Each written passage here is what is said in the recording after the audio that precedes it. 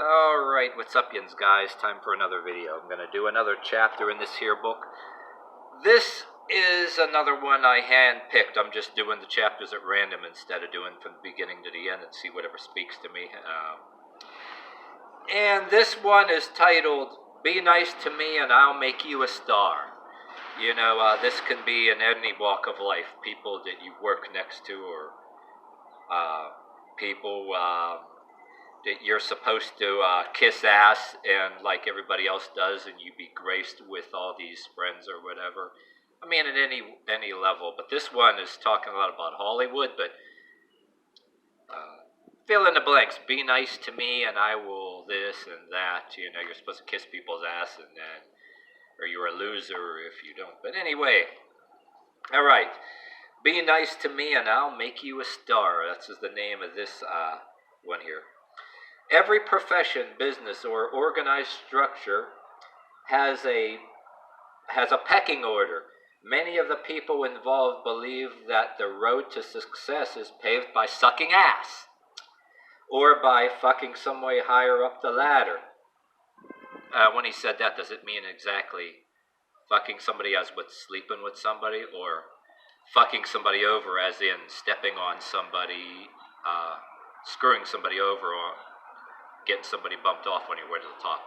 You know, I mean, that can mean both things, but yeah, it can be both, because it both occurs, you know, from my opinion. But okay, let's get on to reading. However, sad or funny these stories might be, they demonstrate BS's primitive form. BS in primitive form, I mean. They demonstrate BS in primitive form, excuse me. Our story once again set in Hollywood, where many special talents are needed to make a motion picture. They include electricians, carpenters, cameramen, art directors, makeup people, assistant directors, producers, and many others. It should be noted that to make a feature motion picture today, the average cost is approximately $8 to $10 million. Some films like Michael Cimino's Heaven's Gate cost about $35 million. Well, this book was written a bunch of years ago when he's talking about these movies. So if you want to put any input, if you got this far in this video and you're listening to this, put some comments about, and we can all search together on Google what it costs to make a movie now, as opposed to the movies this author is talking about. But yeah, some films like Michael Cimino's Heaven's Gate cost over $35 million back when that was made. Who knows what other films cost to make it now? Just look it up. This book was written a bunch of years ago, keep in mind, in parentheses. But, alright, where was I? New York critics were very harsh. A lot of heads rolled in the executive suite of the United Artists. This points up that no director or producer, no matter how high his position, is without anxiety or fear of losing his job. So when it comes to satisfying a personal pleasure as against making a professional determination on matters of production, the reality most often is that the decision will be made on a professional basis. There is a well-known story about a woman named Cynthia, a young, beautiful, curvaceous blonde who was intent on becoming a star in films. She was naive as she was beautiful and desirable. Chances are, if Cynthia didn't start believing sex was the road to stardom, it was inculcated through heresy and reinforced by media, gossip columns, movies, novels, television. Even I have known a friend who utilized sex as a promotion, even in some company or for some other gain. Cynthia herself, somewhere along the line, may even have had a specific offer. In some way, though, Cynthia bought the myth, particularly the myth fostered by Hollywood, that overnight stardom was possible, with the underlying implication conveyed by Hedy Lamarr's Lana Turner, Marilyn Monroe, and sex was primarily reason. Consequentially, there was a blurring of reality with the myth predominating for many. This then is the story of Cynthia, who believed she was functioning on reality, but we shall see sex goes only so far promoting careers. If it is effective at all. Well, look at nowadays, I mean, even nowadays, some more than others and some not at all, people pick and choose, you know what I mean? Some of them, after all that, don't even get the part, compared to the ones you're seeing all overly publicized, so, go figure, I mean, one evening, anyway, look at how many out there probably don't even get the part, as opposed to you see all these ones who did sleep with so-and-so and they're getting everything, how many of them been fucked and fucked over. But I could go on about that, but anyway, on with the paragraph. One evening at a party, Cynthia met an electrician who was going to be working on a film that was recently mentioned in the newspapers. Cynthia mentally recalled that the article she gave the electrician some credibility when he made a pass at her.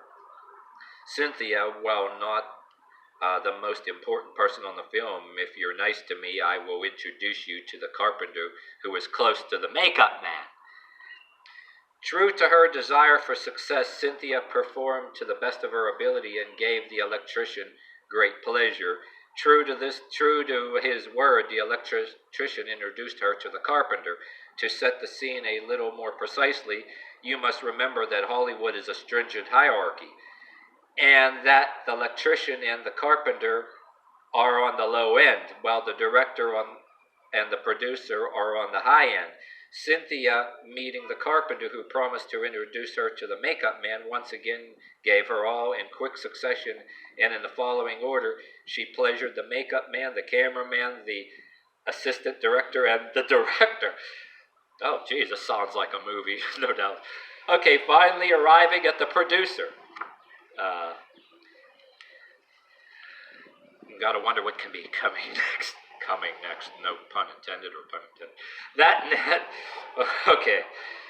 That night she put on her most alluring dress, had her hair especially done, wore her most expensive perfume, and prepared her mind for the Academy Award performance.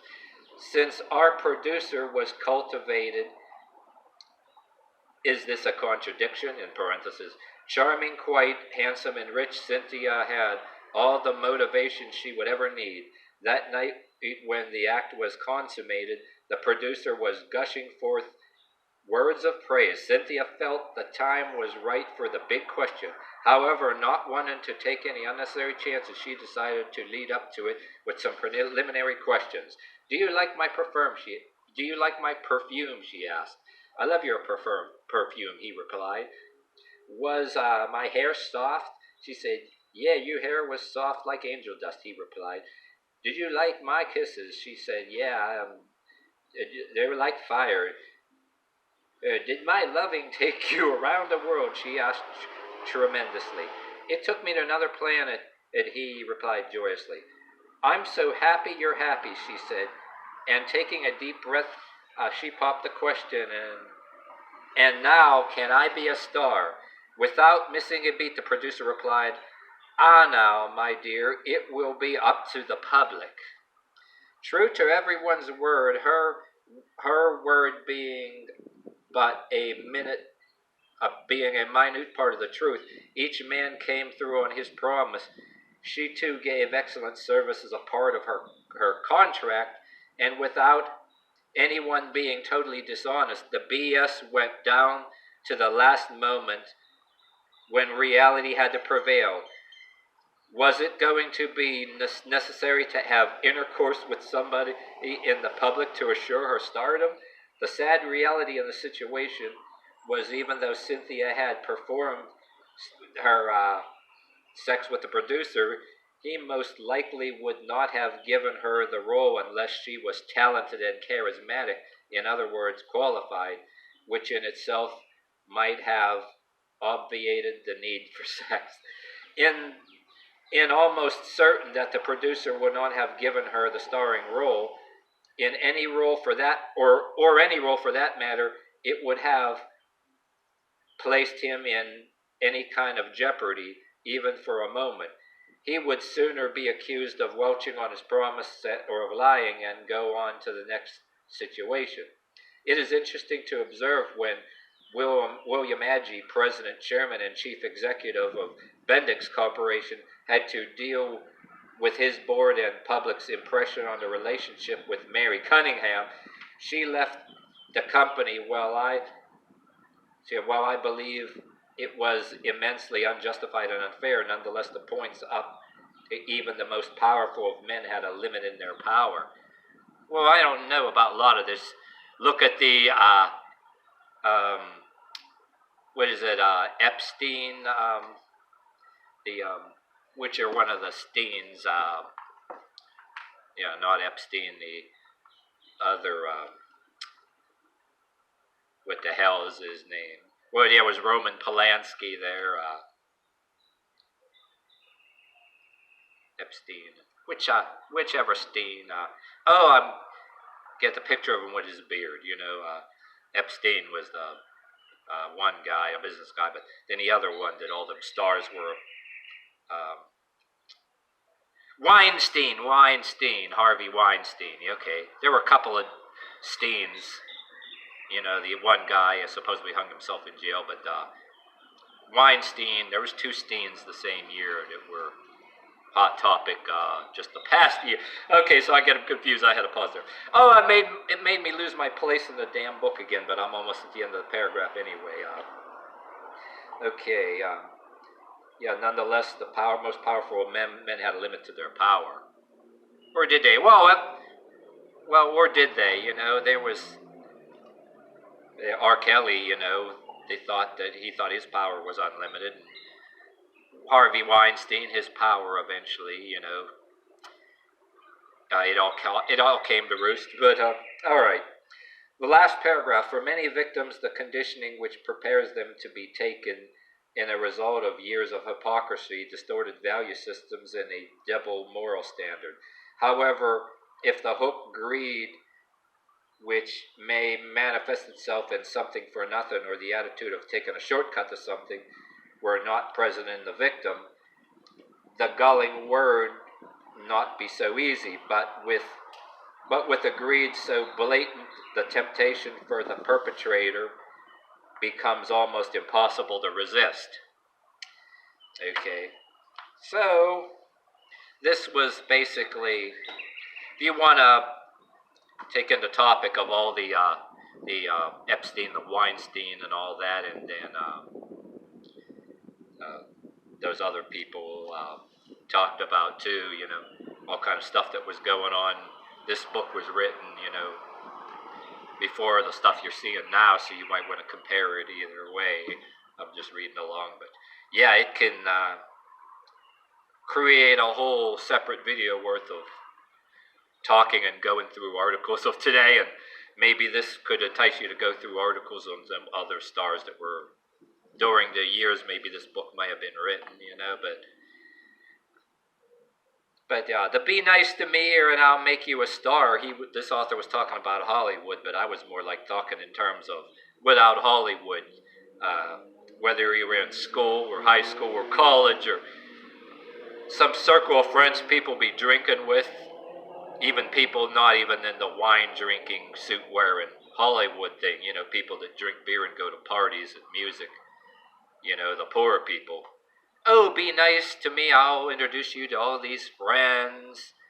And now you got social media influencers, all this. A lot of damn shit to laugh about right now,